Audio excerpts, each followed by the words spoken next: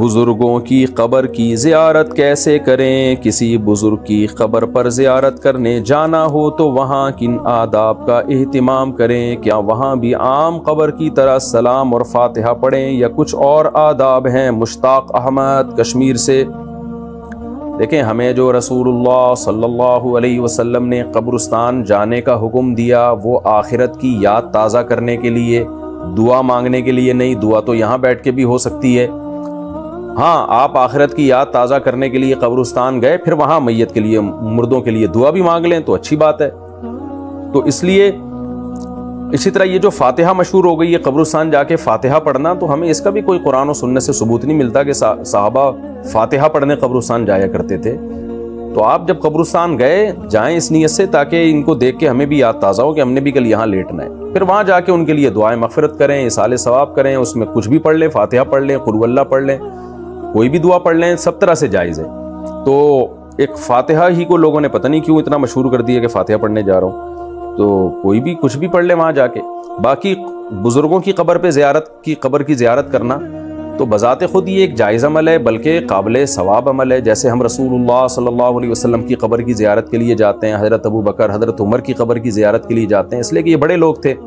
تو کسی بھی بڑے آدمی کی قبر کی زیارت کے لیے جانا بذات خود ایک جائز بلکہ باعث ثواب عمل ہے۔ تو نبی صلی اللہ علیہ وسلم نے اپنے والدہ کی قبر کی زیارت کی، اللہ سے اجازت مانگی، کیونکہ ایک رشتہ ہوتا ہے ماں سے، تو اپنے کسی ریلیٹیو کی یا کسی بزرگ یا کسی دوست کی قبر کی زیارت کے لیے اس سے محبت کی وجہ سے انسان جاتا ہے تو جائز عمل ہے۔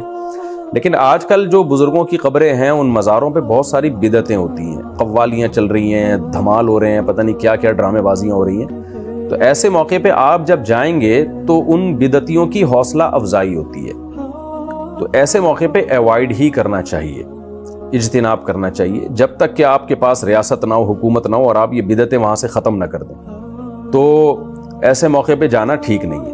باقی اگر آپ گئے ہیں، جیسے میں بھی امام بخاری کی قبر پہ گیا تھا، امام ترمذی کی قبر پہ گیا تھا اور میں نے ولاگ بھی بنایا تھا، تو یہاں تک تو ٹھیک ہے۔ لیکن بعض لوگ کیا کرتے ہیں، اس قبر پہ کوئی غیر شرعی کام شروع کر دیتے ہیں۔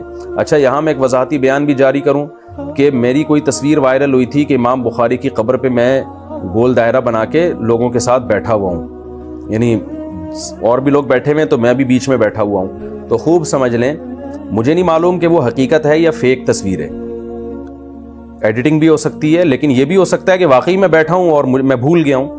لیکن میرے اس عمل سے کوئی اس عمل کو جائز نہ سمجھے۔ اگر میں نے کیا ہے تو غلطی سے کیا ہے وہ، تو میں اس سے توبہ بھی کرتا ہوں، استغفار بھی کرتا ہوں کہ اگر میں نے وہ عمل کیا امام بخاری کی قبر پہ میں اس طرح سے جا کے بیٹھا ہوں، تو یہ بیٹھنا قبروں پہ گول دائرے بنا کے اور وہاں ایک بالکل یہ مجاور کسی کیفیت بن جاتی ہے، جو مجاور لوگ قبروں پہ بیٹھے ہوتے ہیں۔ تو اگر میں نے وہ عمل کیا بھی ہے تو نادانستہ طور پہ کیا ہے۔